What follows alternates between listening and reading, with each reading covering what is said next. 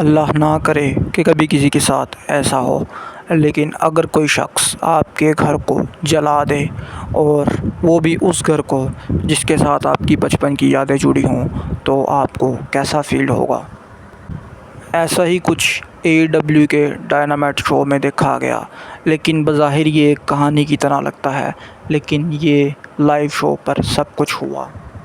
कहानी की शुरुआत कुछ यूँ होती है कि स्वर्व आते हैं रिंग में कॉन्ट्रैक्ट साइनिंग के लिए, और फिर वेट किया जाता है हंगमैन का। 2 दफ़ा उन्हें अनाउंस किया जाता है, लेकिन वो नहीं आते, जहाँ से लोगों को शक होने लगा कि कोई ना कोई गड़बड़ ज़रूर है। उसके बाद एंट्रेंस पर लगी LCD पे हंगमैन को दिखाया जाता है, जहाँ वो स्वर्व के हाउस के अंदर खड़े थे, और ये वही हाउस था जिसके बारे में स्वर्व ने कुछ ही घंटे पहले उसी शो पर उसी दिन उस घर को बाय किया था। और वो उस घर के बारे में अपनी कहानी बता रहे थे कि इस घर के साथ उनकी बहुत सी यादें जुड़े हैं, ये उनके बचपन का घर है, लेकिन किसी वजह से उन्हें हार्डशिप की वजह से ये घर बेचना पड़ गया था।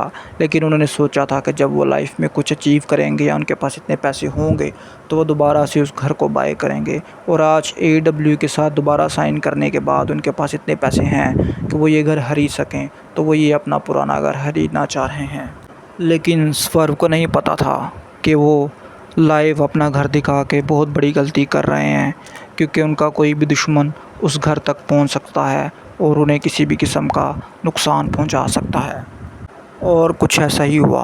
हंगमैन ने उनका घर देख लिया था और वो उनके घर के अंदर पहुंच गए। जब हंगमैन को LCD पर दिखाया गया तो वो बोलते हैं कि तुम्हें क्या लगता है कि मैं ये स्टूपिड से सिग्नेचर करने के लिए, कॉन्ट्रैक्ट साइन करने के लिए तुम्हारे पास वहाँ पे आऊँगा। लेकिन वो बोलते हैं कि मेरे पास उससे भी अहम कोई चीज़ थी, वो था तुम्हारा घर।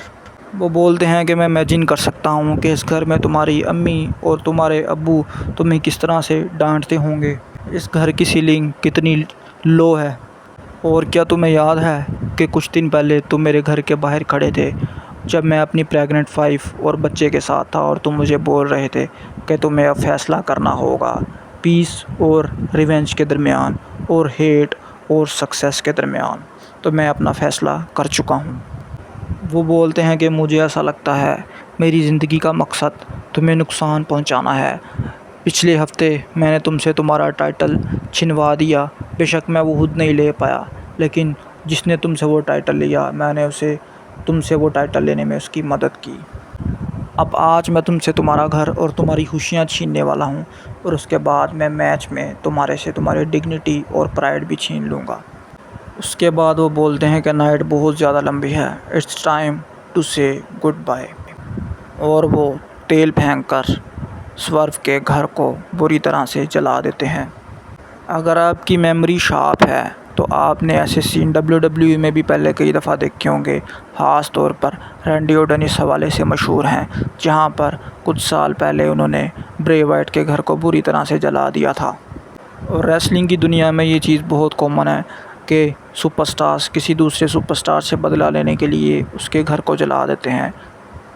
स्वर्व उस टाइम बहुत बेबस नज़र आ रहे थे, और उनका बस नहीं चल रहा था कि किस तरह से वो जाके अपने घर को बचा सकें, क्योंकि ये रात वाकई स्वर्व के लिए बहुत ही ज़्यादा पेनफुल थी।